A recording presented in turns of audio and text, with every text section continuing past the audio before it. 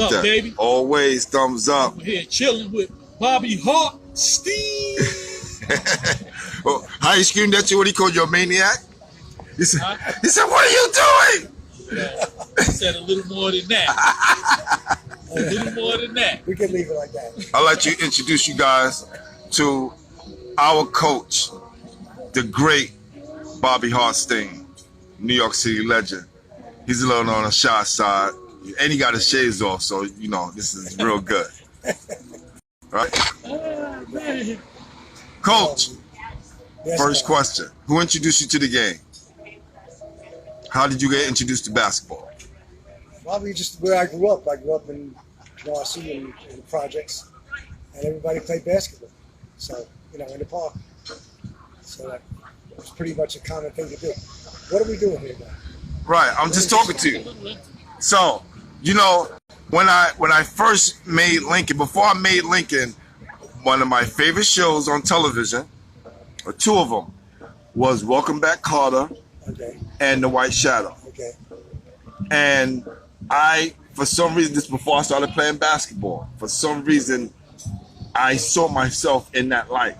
And when I met Coach Hartstein, he reminded me of the both. Because he was cool like Mr. Carter, right? But he was stern and fair like Coach from The White Shadow. And he had all the best players, right? So I had a lot of good players, that's for sure. yeah, when did you start at Lincoln? Well, I was unofficially involved. There was no JVs. But we were doing like a JV, and I was an assistant coach for 1 year. Didn't you coach under Reiner? Coach Yes, Reiner? yes. I read that. And Jack Ringel, right? Ringo. No, Ringo was my assistant. And then he went to Grady and he stayed at Lincoln. Oh. Thank God. Me and he Ringo. didn't get to This is all going on right there. Lincoln. I know that's your buddy. Rest in peace, Coach Ringo. Oh, he passed away? Yeah, he passed away. Yes, So, yes. we're not Well, gonna much say- respect. But what happened was, Eric Marbury's senior year, me and Coach Ringo, When you're ready. Thank you. I'm gonna probably get something else to take out. Oh yeah, no rush. Yeah. Sit as long as you need. So we were assistant, sort of unofficial assistants that year, 1979, 80. No, I'm sorry, 77, 78. Then after the coach left, his name was Jaime Lasner, Coach Reiner took over. I did not know him, but me and two other guys, Ringo being one of them, went up and asked him, told him that we were there the year before, would be interested in us just volunteering to help out. Right. There's no salaries or nothing. So he said, yeah, sure, even though I didn't know him. So I stayed with him for 2 years as an assistant. Right. Then he left to go to Brooklyn College, and he kind of handpicked me to take over, which I told him I really didn't want to be the head coach. I was just happy helping out the kids. Right. But he said, no, you're the right guy to take over. And so 1980 was my first year as the head coach. Wow. And then at that point, I had a lot of guys had graduated from the year before, but we had a couple of good players coming back. Henry Hamilton and Don Marbury was a junior. And that boy Ice, Greg. That's for Greg Mitchell. So you remember the teams better than I do. Wow. So All I heard about was Henry Hamilton for Kenny Parker back then. Henry Hamilton was Nah, really but good. Kenny came afterward. When Kenny it was came later Henry, on. Don, and this boy Ice. So that was that. They were juniors, Henry and Don. And then when they were seniors, Spires, Carlton, they came in as sophomores. That following year. Okay. That would have been. So that was my third year coaching, and I was at Lincoln as the head coach from 80 till 95. And within those first couple of years, did you think you guys were going to win a championship with all that Honestly, talent? Yes. It was a dream. I know you had to be dreaming, Coach. I know you was like, this is my chance. No, you think all the time, but you know how hard, you know how many great coaches and teams have never won a city championship? Yes. Yeah. Ever. I'm talking about winning one. Never mind. So, realistically, yeah, you always hope you win one, but yeah, we were good, real good. But there's plenty, you know how much talent was around in those years? I mean, you take Pearl Washington, maybe the best guard that ever played in New York City, maybe. never won a city championship. Nope. It's not him because it's not an individual game. I'm just saying there's so many good teams. And back then, a lot of times you had to get out of Brooklyn just to get to the Final Four. Because you had to go through Brooklyn. One year we played Boys High in the first round. You know, it wasn't like, there was no seeding back then. Right. Seeding came later on. So like if you're number 1 or 2, you didn't get to play a 16 or you might have played a tremendous team for another division in the first round. You take a Westinghouse team with Gerald Green. Yes. We knocked them out. It was either the first or second round of the playoffs. First round. That team was good enough to win the whole thing. Yep. Westinghouse. That's how hard it is to win. You know, so when you ask me, did I think we could win? I always thought we had a chance because you only win if you have really good players. It's about the kids, not about the coaching. I say players, and I had loads of good players. So we always thought we had a chance, and when we won one, which you were part of, I remember saying, God, I will never ask for another one. I never expect to ever win another one. One is more than I could ever hope for. how many did you win, Coach? I didn't win One or any, two? but my teams won 3. 86, 91, 95. Mr. Humble himself. That's the truth. Yes, that's true. Tell me who wins without players. I'd like to meet the guy. I haven't met him. Phil Jackson. Right. You know, I mean, nobody wins without players. Now, there are guys that have good players that maybe don't accomplish as much as they could have. That's different. But nobody wins, whether you're Phil Jackson or Pat Riley or Dean Smith or Mike Krzyzewski, whoever, at any level. You have to have players. Did you, And I was lucky enough to have. Coney Island is one of the best areas I would argue Coney Island is the best area in New York City for basketball, considering how small it is geographically. yes. People that don't know Coney Island, they have no idea that Coney Island is very, very small relatively. 15 blocks long and, yeah, exactly. 3 blocks wide. That's it. Wow. People that have never been to Coney Island, they go like, all these kids came from this small area, and they all do. I would argue more good players came out of Coney Island than any place else in New York. Any one area. Right. And certainly Brooklyn, ridiculous. Between Bed-Stuy, Coney Island, Brownsville. Yeah. I mean, imagine if all those kids were concentrated just in a couple of schools. Yeah. You know, it was divided up. You know how many good players with our other school? I'm going on if you don't. Yeah, Coach. You take Lafayette, Sheepshead. They had good players. It wasn't like these teams didn't have anybody. There's so many good players around. The Marbury Projects is across the street from Lafayette. They had plenty of good players there. Lafayette ain't even get all they good players. No, I mean, and then you had Grady getting a load of players. That's just in our part of Brooklyn. Then you got Jefferson and Tilden. So that's why you say winning a championship, it's so many good teams and so hard to do. One bad day and you're done. Yeah. If you look at the One list, off like day, they're high school kids. They're 16, 17 years old. They have a bad game and you go home. But I say, in the history of the game, Don and Henry, they haven't fouled out a game day their whole high school career, and both of them foul out That's what I say. in our championship game. This is what No happens. way. That's why it's so after hard beating to win. Hamilton twice. Right. Because I have that article, Coach. You know, I have that article. I found it. That's why I'm saying how difficult it is to win. The best player has a bad day. The best player gets hurt. The best player gets in foul trouble. What up, Kenny? Kenny Anderson is on. He's the only one watching, though, because we're in the afternoon. I finally got him, Ken. Tell him I said hello. Yeah, definitely. And I wish him all the best, Yeah. as always. So, Coach, did you play any? I played in the JV at Jefferson. You went to Jefferson? You know I went to Jefferson? No! Breaking news. Breaking news. breaking Basketball news. head. This is breaking news to us, right, Spice? Did you know that? I think I knew a long time ago. You know I went to Jeff. Yeah, but Yo, just Bud. reminded me. Yo, Bud, you hear that? My coach went to Jeff. Bud on there too? No, but I know you're going to watch it. And they're one of the top teams that sent the most pros to the NBA Jeff as well. had tremendous. Tony Jackson, a little bit before me. Tony Jackson, one of the all-time great players in history. He asked Silk what was 3 best players. Silk said Pearl, I think maybe Rod, and he said the little guard from Jefferson. Remember him? Yes, Jeff Wilkerson. Wilkerson. Yes, he I know did. He was real good. Silk said he used to the give way him he problems. used to run around, Silk Okay. wasn't fast like that. All right. But I remember I played against him and What you it do? wasn't happening. That wasn't happening. There's so many good players back then. Wow. So many. So when you was coming up, and he was the guy Tony, he was the guy That's Jefferson? before me, Tony Jackson. Or Tony Jackson. He was a legendary. He played at Jefferson, then he went to St. John's. He was an All-American at St. John's. Wow. And he got involved in some kind of stuff, a scandal that he really shouldn't have.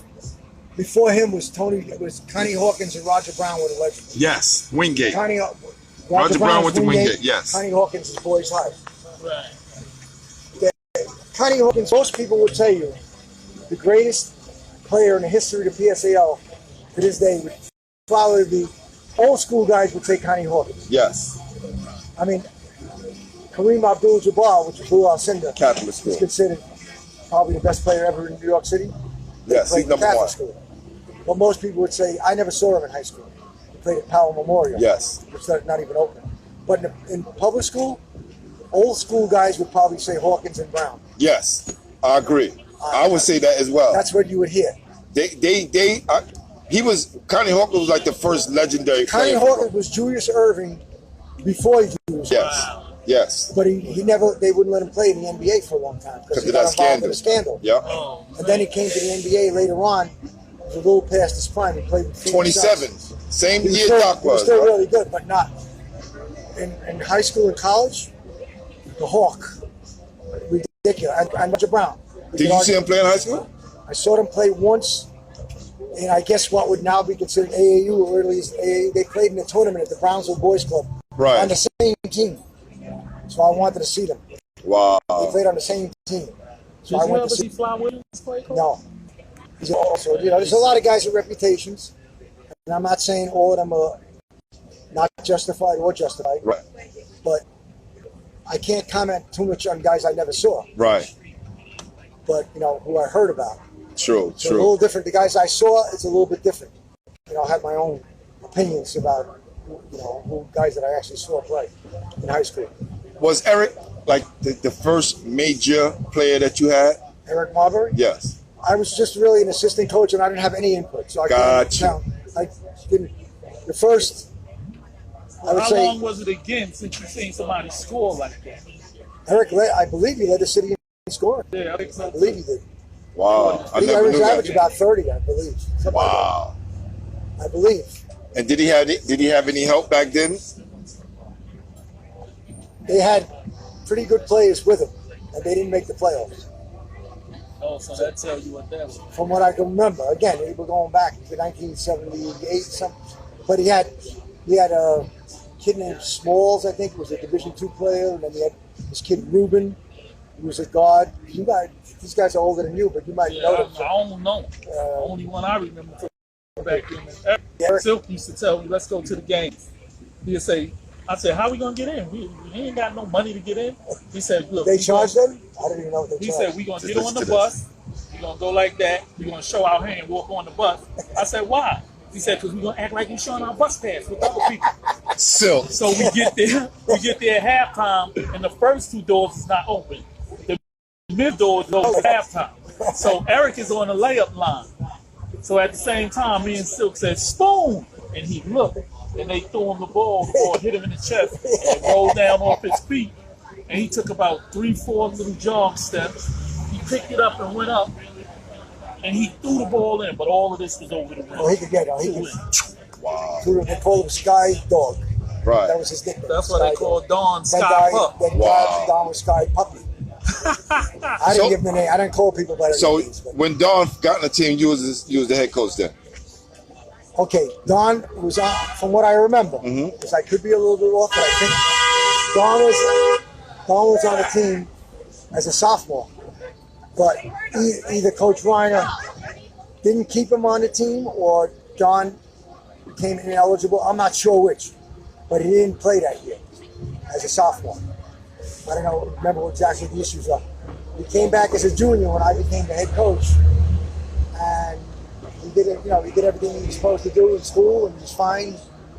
He was tremendous, very talented, very, very talented. Him and Henry were. But that Alexander Hamilton team was incredible. Yes. Beetle, Ice Reynolds, Scurry, I told you, Davender was in the little circle. He didn't even get a run. Except they won. They won. Coach, and I was talking to somebody yesterday. It might have been him, and I was like, Beetle was fast, but he wasn't as fast as I was. That was you. Me, yeah, and yeah. He said, nah, he was fast. Was fast, yo. I said, yo, I'm telling you, man. I knew said, you was fast, so I never saw him in person. That's me and Sebastian. When you were at half court with the ball, you could get to the foul line and be in front of the dude that was holding you. Them the only other two people I've seen do that. Now Beetle, like running from end to end, like, but just running, but like having somebody on you and fast. But they had such a loaded team. Wow. Pat Alphonse said hi, Coach. Tell him I send my best. I'm glad he's doing well. Yes, yes, definitely. That Alexander Hamilton team they won the whole thing. We lost to them in the second round of the playoffs. Wow. We played Jeff in the first. How ironic was that? I went to Jefferson and coached Lincoln. Mm-hmm. And at that time, the guy who was coaching Jefferson went to Lincoln. Wow. Bill Seaman. His name is on the board at Lincoln. You know, way before I was in high school. Right. But his name's on the board. He was coaching Jefferson. I was coaching Lincoln. And we both went to the other school. Wow. Your name on that board at Lincoln? No, I didn't graduate from He Lincoln. didn't graduate. I graduated from Maine Central. That's the same reason you're on there, aren't you? Nah. No. Because you're the same thing. Because of that. Last year when everything was chaotic. Because you should be, but you know, it is that was Silk the rule. up there though. I remember seeing Yeah. Silk up there. And when you graduate, Dave Alabanjo's from our group. He's on there. Yeah, should be. Yeah. So who's does David listen to this? Where are you, David? You're supposed to be helping Glenn. That's right. That's right.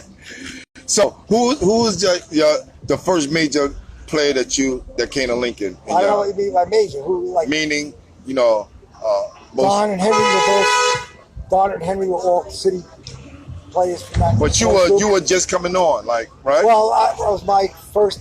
They graduated my second year when him and Carlton were sophomores. And that with that team. And who else we had? Lawrence Woodbury, Lawrence, and then Darren. Darren Woodbury. It's hard to remember. Kenny Parker was there. Kenny Parker was with us. But he didn't. Damari transferred in from the South. when they were seniors. When they were seniors, Damari came in from the South. Wow. That's why that senior year would have been over for everybody. So, you know, the years overlap a little bit. So it's hard to remember who exactly played with who. Now, I remember in 1983, you guys are number one in the state. Team is super stacked. And you decided to pick 3 freshmen that year. Myself, Josie, and Dave Alabanjo. Okay. And all the guys who were better than us got cut. And then nobody ever claimed that I knew what I was doing. Coach Steinberg said that he was upset at you because the freshman, one of the freshmen that you picked, he disagreed, and that was me. Well, if he's listening, I was right. You said that's what you said back then. Yeah. So meanwhile, you and Joseph and David Alabanjo all have city championship medals or rings, whatever you got. That's right. Whatever you got. So all 3 of you got city championships. I remember Josie used to be all over the place on the floor playing defense. Let me tell you something. I think that's why Josie, in freshman year, he was so intimidated. He had the Flames jersey on. I remember I had a cut-off jean shorts and a white T-shirt, and he would look like he was ready to play. We knew he was going to make the team. Dave and I no one was passing us the ball. But right? I knew David from junior high. Yes, he had an in. I didn't have an in. No, but I believe me. But nobody Coach, has an in. I know. Everybody had to earn it. But the fact that he knew you, and I knew no one, so I got with Dave because it's even better that I picked you out of nowhere. Yes, because I had to strategize. I saw they wasn't passing him the ball either because we was from cross town. That had nothing to do with it. Me and Dave got together. We got you put us on the same team. Okay. And we went and killed everybody. I knew that you were going to be a player before you knew it. Yes, you did, and I can honestly say that. Who else was on the '86 team? I know the starting 5. I know the 5. And I know the 6. Ed Torella. Kenny Thickpen. Kenny Thickpen was on that team. Ed Torella. Darryl Williams. I know the 3 guys I added who I promised wouldn't play. Booby. Robert Williams. Yeah. Keith. Yeah. And Angel. Yes, an angel. 3 seniors who I told them they're not going to play a lot. Right. But if they want to be on the team, they're welcome, and they were. Yes. They were. And it turned out that Keith, I believe, became a police officer, somebody told me. Wow. Peter Pierre's in Florida. I don't know about Angel. Okay, and Ed Torella. Yes. You. 5, I know. I remember Terrell. That was the most under-the-radar team ever that won a championship. Listen, but I'll put Nobody that. knows who those guys were. I'm gonna put that as one of the questions. If someone can name the starting 5 of 1986, I'll give them a trophy if they can name all 5 of us. They There's can't. gonna be somebody who's on the team. They can't. They can't answer the question. Unless it's somebody that was there, they wouldn't know. Right. And I doubt they could have been there and still won't get all 5 of us. No, I agree. Peter Pierre, nobody's going to. No one's gonna remember him. You know. So. But you guys were great. You were great to coach, and you won. Manhattan Center was supposed to blow us out. Yes. How did you feel after that game, Coach? Winning your first. Still to this day, you know, I can't put one over another. Right. But the first one, I have the net still. I cut the net at St. John's. Wow. I have it in my house. They let us cut down nets when we went in the garden. They didn't let you cut the nets. Oh, okay. But that one was at St. John's. We did. Yeah, So I remember. we were able to cut the net. You guys, everybody took a turn cutting the net down. Right. I kept it. Wow. Coach, that's your car in the corner right there? Yeah, that's my old one. I have a new one in Florida. I was getting ready to say, you still driving Toyota? No, I have another. I have a brand new one. 2020. The cop car. This is just for the summer. No, but I'm saying before that, when we was playing, you had a Toyota Cressida, I think. Did I? I know I had the Honda. Somebody asked me recently, do you still have the 89 Honda? I said, no. I finally got rid of it. Well, This you is must my have got Toyota. the 89 Honda after the. That's right, I had it after you guys. Toyota Cressida? Probably had a Toyota when you guys were there. Coach, what's your proud? What are you most proud of being a coach? You? Coaching at Lincoln. Seriously, you and him and everybody else like you guys. That's what I'm most proud of. What all those times when I used to get you guys in the bleachers and talk to you about life and this and you're always wondering, are you getting through? But you're still going to keep saying that. And I used to tell you, what are you going to be like when you're 30? What are you going to be like when you're 40? And you see the kind of men you guys have become? That's what I'm proud of. That's the best. So you had Silk last night.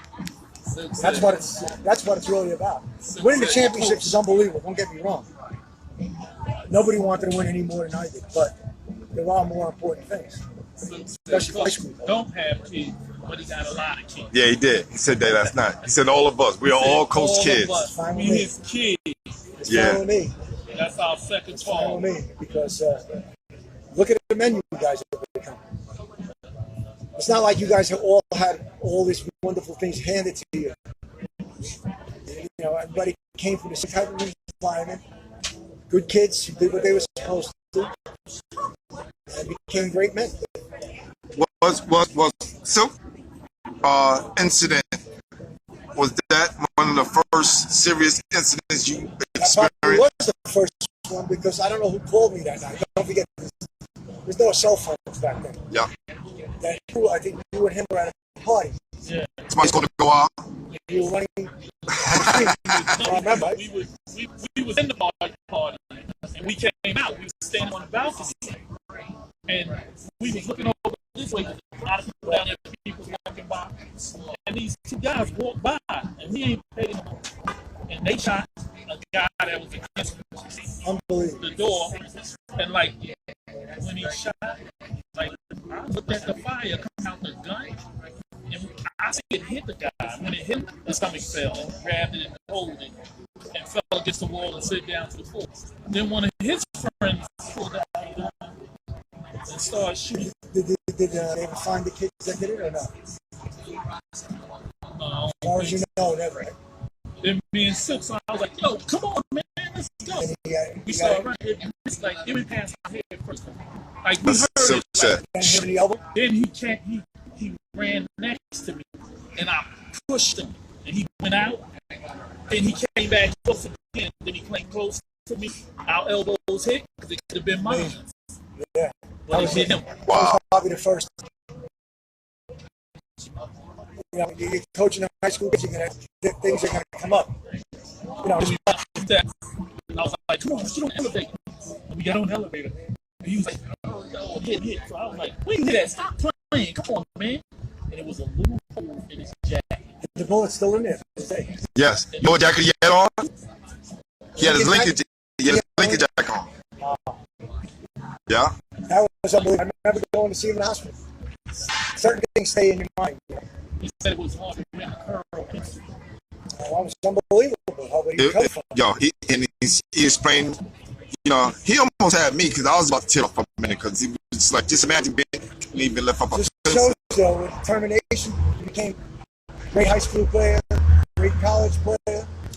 Leading scorer of Rhode Island history. So Second assist. people up there, coach, they right, sorry to hear that. So I was like, yo, cut it out, man. Stop trying to get emotional on us and finish the interview. He did. So then somebody said, oh, Spud, man, how you doing on him like that? He said he got shot. He got shot. He did something. You said something funny, but it was good though. It was good. I did say something, but I don't think I finished right now. Right. But then somebody was like 3 people said, yo, Nobody right. closer than those two. Oh yeah. I'm saying this to make him smile, man, why he, he emotional. That's right. Like, I do that with him. You guys were close since what, 6th grade, 5th grade? Probably about 6th, 7th when I came from Indiana. Because I came up in the 5th grade. Okay. And I see it was my first grade. Wow. Come full circle now. Look at that, Coach. Let's jump to Spice. Senior year. Senior, boy. Yes. We would like to hear this from y'all. They ruled him ineligible because they said it was 5th year of high school. So I said, what do you mean he's 5th year? He's playing for 2 years, sophomore and junior. Oh, but he got left back in 9th grade in Bruce Caballero. Yep. I said, yeah, but what did that have to do with Lincoln? Oh, that's high school. I said, but how could he be left back in junior high school if you're going to count him against him to play high school? That makes no sense. He could have played for Lincoln if he was in the junior high school. Yeah, but that's high school. So then after talking to him and doing research, we find out what happened. I got over in 9th grade. There's a lot of family stuff. Issues. So we went and got documentation. Well, I spoke to a lady. I was working at Jackie Robinson. And there was a lady who worked with me who was a community activist. I think her name was Gloria Mosley, if I remember that. Mm-hmm. And they all knew, even though I was working at Jackie Robinson, I told you that. So I told her the story. I have a kid on the team, how they mistreated me. So I think I got somebody that might be able to help us. Mm-hmm. She brought me up to see Congressman from Bed-Stuy.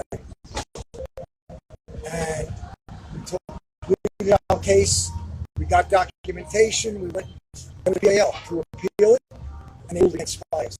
I don't know if you remember this, but I remember every couple of days, he said, Coach, are we going to let me play? I said, we're working on it. I didn't want him to lose coming to school. Mm-hmm. They was coming, I said, just hang in there, doing what we have to do.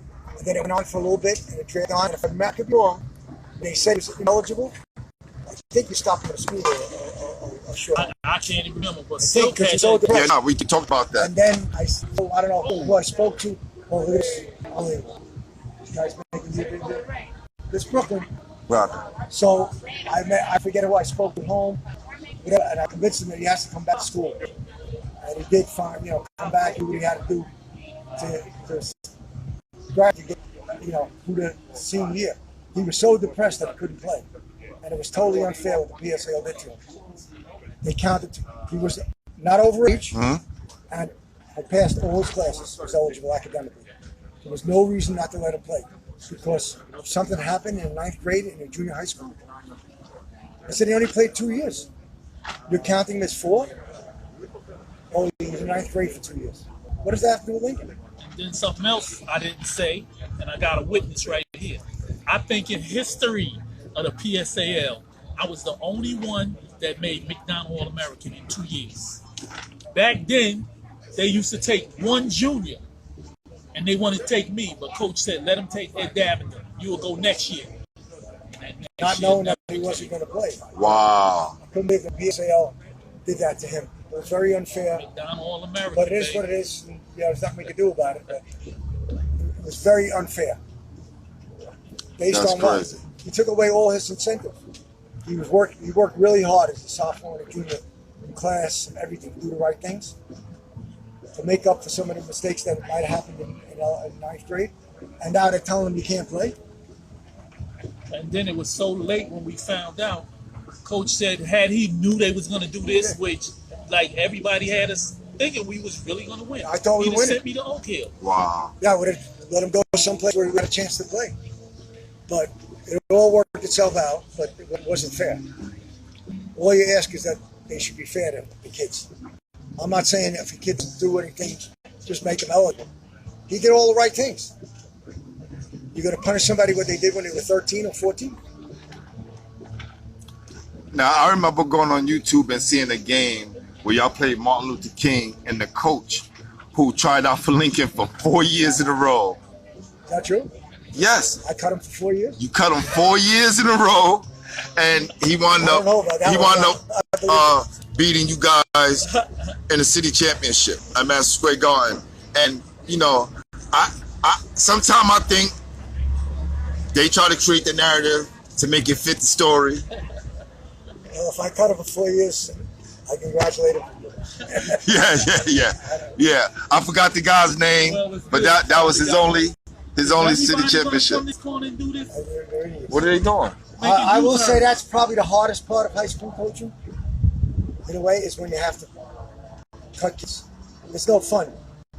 You know, you have to do it. You can't just keep everybody, but it still hurts, especially if you know a kid somewhat and he's a good kid. And then, of course, everybody thinks that he likes this guy better than me, and it wasn't fair. I understand that. It's part of the deal. Especially at Lincoln, you get about 300 kids coming to the tryout. Half of them should have never come to begin with. That's the story. Then when you come down to those last few cuts, right? You know, you got to make some decisions. Did you ever think, at this point right now, 2020, we'll have 13 city championships, 5 state championships, and 7 guys to the NBA? No, you don't. Those things are unrealistic. The expectations, but like I said, Coney Island is a great area. We have most of the kids come, not all, and they always. There's tradition there, so it counts for something. You know, Lincoln didn't win it from 1946 to 1986. Mm-hmm. It was 40 years in the championship. Definitely. I didn't know it until after we won it. And we checked back and see. And believe it or not, somebody I ran into in Florida was on that 1946 team. Wow. With Mr. Malone. Mr. Malone was on the baseball team. This guy was on baseball and basketball. This is awesome. Stanley Weiss. That's awesome. 46 or 47 they won it. I forget which. But Coney Island has got good kids and a lot of talented basketball players. Why should the Lincoln basketball players support each other? Because I think I always preach to you guys we're a family. And so if I believe that, there's the perfect reason to support each other. We've all been through similar things. That's, you know, when you're with somebody 3 or 4 years every day, especially, you know, as much as we used to practice, you're with somebody, we were fortunate enough to be playing. You know, the season ends February 1st week. We're still playing in March. So it was a long, you guys were together for a long time. Year after year. And you get real close and you build a relationship that obviously still lasts for a lot of guys. They still close to each other. You know, we're talking about 30 and 40 years later. The guys are still in touch with each other, which is great. Well, this is going to be part 1. Part 2. I just want to give you a short interview with my coach. No, right? That's it. We're one and done. Last question, coach. One and done. But you wasn't one and done. Last question. I wasn't ready for all this. Last question. Only because it's Glenn. Only because it's Glenn. I appreciate this, coach. All right. My battery about to run out anyway, so you lucky. Okay. So, just so we get on record and let people know, after you left, you handpicked Dwayne Tiny Moore to take over and say a few words about Tiny.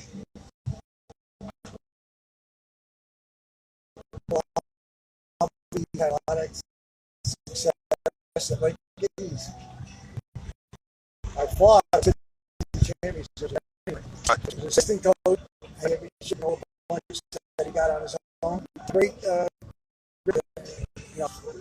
basketball. I don't think he goes in terms of, champs. So, and I think moved on from what I understand to New Jersey. Yes. Yes. And anything you like to say to the rest of our players out there before we end this? And they need to support Brendan Harding and his whatever you call it, podcast. Basketball heads. Whatever you call it. Support Glenn and make sure that whatever he needs, you're there for him. Thank you, Coach. Appreciate you. My OG right there. Yeah. Y'all ready? Y'all ready?